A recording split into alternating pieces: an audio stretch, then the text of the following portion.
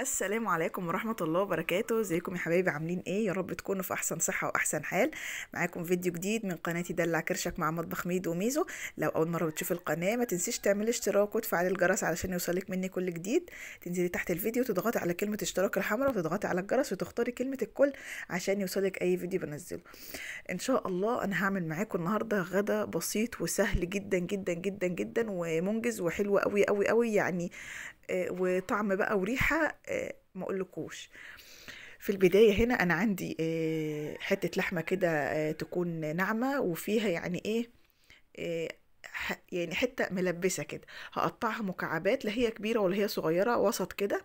وعندي 3 بصلات هقطعهم كده شرايح زي ما انتوا شايفين بالشكل ده.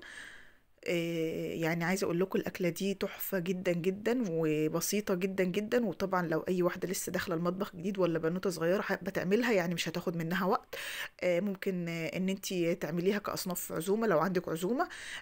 من ضمن الاصناف اللي تبقى على السفره كده حلوه جدا جدا، ويعني ايه، مش هتلاقي حد يختلف عليها. هنقدم اللحمة بطريقة حلوة جدا جدا، وهنعمل جنبها كده يعني حاجة حلوة كمان. فتعالوا كده ما نسمي الله. ويعني ايه، دخلنا كده في الوصفة على طول. طبعا انا بعد ما قطعت اللحمة وقطعت البصل، يعني عايزة اقول لكم البصل كمية البصل في الاكلة دي حلوة جدا. يعني من طعامته وحلاوته تحس انك هتاكليه كده لوحده. بعد كده هجيب حلة على النار احط فيها معلقة كبيرة من السمنة. انا عايزة الاكلة بتاعتي كده يبقى فيها ايه، دسم. طبعا حتة اللحمة ملبسة وناعمة فهتبقى معايا كده تحفة. حطيت السمنة تسخن كويس جدا، هبتدي انزل بالبصل اللي انا قطعته زي ما انتوا شايفين. انا عايزه كده ادبله مع معلقه معلقه صغيره كده من السكر كده هيديله طعم حلو للبصل وكرمله حلوه. وكمان هيساعد معايا في تسويه اللحمه يعني بسرعه، وبيديها كده طعم حلو. انا عايزه كده اكرمل البصل معايا علشان يعني هنعمل كده ايه غدا لطيف وخفيف. انا غايبه عنكم بقالي كتير بس يعني ايه، إيه، ام العيال.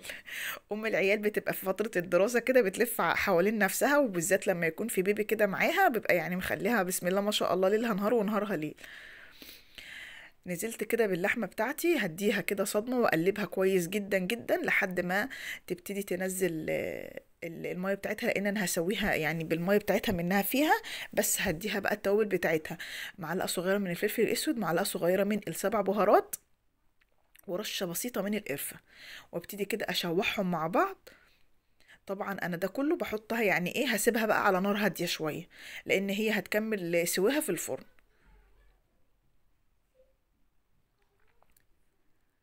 بقلب كده اللحمة مع البصل والبهارات زي ما انتوا شايفين، وشموا بقى الريحة، شموا الروايح الفظيعة.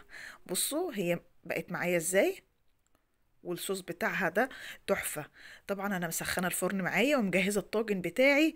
هدخل بقى اللحمة بالبصل بالصوص كده الفرن، يبقى معايا طاجن لحمة بالبصل كده حاجة عظمة. هدخلها الفرن لحد ما تكمل سواها. وحط اللايك عشان يعني انا حاسه ان انت ما حطيتيش اللايك عشان الفيديو بتاعنا يعلى لايكات. هحط كده شرايح طماطم على الوش من فوق عشان لما يجي مثلا يتلسوع كده من فوق يبقى حلو معايا. طبعا طاجن اللحمه عايز جنبه ايه، شويه رز بشعريه. انا بقول لكم النهارده الفيديو بسيط ما فيهوش اي بقى افتكاسات ولا اي هري ولا اي حاجه. سهل جدا يعني انا عاملاه مخصوص علشان لو بنوته صغننه كده داخله المطبخ وكرهاه يعني. معرفش ليه كل يعني اكتر البنات بيبقوا شايفين ان المطبخ صعب، بس يعني حب المطبخ علشان تعملي الحاجه بحب والحاجه تطلع منك حلوه. عندي بقى ايه معلقه سمنه بلدي كده حلوه، وهنزل بالشعريه بتاعتي احمرها لحد ما توصل للون الجميل اللي انتوا شايفينه ده. وبعد كده عندي الرز بتاعي. طبعا كمية الرز على حسب عدد الأفراد اللي موجودة. يعني في ناس بتعمل كوباية رز، في ناس بتعمل كوبايتين رز، في عيلة أكبر بتعمل أكتر من كده. ده الرز المصري العادي بتاعنا. غسلته وصفيته وعملته كده بالشعرية، حاجة بسيطة وسهلة ما فيهاش أي حاجة. زي ما قلت لكم النهاردة الفيديو كله بسيط وسهل ما فيهوش أي حاجة. وصفتنا النهاردة يعني جميلة. وزي ما قلت لكم يعني غدا كده سهل وسريع. الجو ساقعه مش عايزه تطبخي حاجه هتنجز معاكي وحلوه قوي. عندك عزومه حابه تعملي الاصناف دي جنبها، مش هتقول لا. الجو حر فهتتاكل برضو مع الجو الحر، يبقى جميل كده وحلو. بتظبطي بقى الرز والميه على حسب عدد كوبايات الرز. في رز بياخد من كوبايه لكوبايه وربع كده من الميه، وطبعا بتظبطي الملح بتاعك. واول ما يبتدي يغلي ويتشرب معاكي بتوطي عليه النار لحد ما يكمل سواه، وبيطلع معاكي زي الفل كده ومفلفل وجميل، وشويه رز كده بالسمن البلدي، حاجه كده عظمه. عندي بقى شوية ملوخية غسلتها كويس جدا جدا جدا، وانا مقطفاها وغسلاها وسايباها بقى تنشف براحتها علشان ما يبقاش فيها مية. ودي اسهل طريقة لخلط الملوخية. بحطها في كيس وافرغ منه الهواء واحط تحتها فوطة واعملها بالمخرطة. طبعا الملوخية يعني مخرطة. فانا هنا جبت الشوربه بتاعتي وحطيت فيها معلقه من التوم، معلقه صغيره كده من التوم تغلي. وطبعا انا مقطعه مع الملوخيه كده وانا بخرطها فلفل، نص فلفل احمر واخضر حامي، بيدي كده طعم وريحه للملوخيه كده عظمه. هبتدي كده اقلب الملوخيه. عايزه الملوخيه بتاعتك ولا تسود ولا تسقط معاكي زي ما ناس كتيره بتشتكي، يعني ما تخليهاش تغلي على النار كتير، يا دوب هي قلبة واحدة. وكمان يعني ما تحطيش شوربة كتير، يعني انت تزودي الشوربة، تحطي شوية شوربة يغلب كده بفص الثوم، وبعد كده تزودي الشوربه معاكي على حسب سمك الملوخيه زي ما انت عايزاه. بتقلبيها. بصوا الملوخيه خضره وجميله وطالعه معايا تحفه.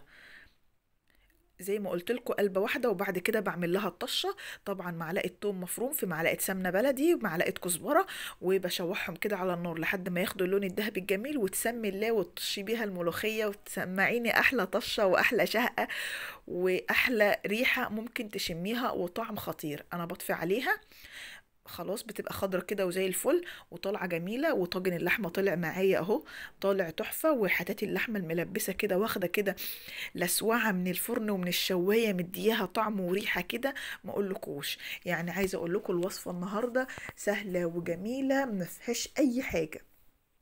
زي ما قلت لكم يعني هتدخلي تنجزي لو مثلا عندك عزومه ومش عارفه تعملي اكل ايه، ممكن تعمليها مع شويه لسان عصفور مع شويه سلطه، ممكن جنبها شويه بسله، ممكن جنبها صينيه جلاش زي ما انت عايزه. بصوا اللحمه طالعه دايبه وطعمها وريحتها ملهاش حل. الصوص بتاعها ده تحفه. عايزه اقول لكم انا ولادي بيعشقوا الطاجن ده. يعني عندي واحد صغير كده ما بياكلش اللحمه في اي خضار ولا مسلوقه، بس بيحبها بالطريقه دي. وغرفت الاكل بتاعي بالشكل زي ده، زي ما انتم شايفين غدا سهل وبسيط. الملوخيه والرز بتاعي، وشايفين خضار الملوخيه طالعه تحفه، وطاجن اللحمه بسم الله ما شاء الله. ان شاء الله كده الفيديو يكون خفيف ولطيف عليكم وتجربوه، وان شاء الله كده يعجبكم. يعني زي ما قلت لكم الفيديو ما فيهوش اي حاجه ولا اي افتكاسات، يعني اكل بيتي على اصوله. زي كده ما كلنا بنحب نعمل في بيتنا. وما تنسونيش في اللايك والشير واشتراك في القناه. اشوفكم في وصفه جديده.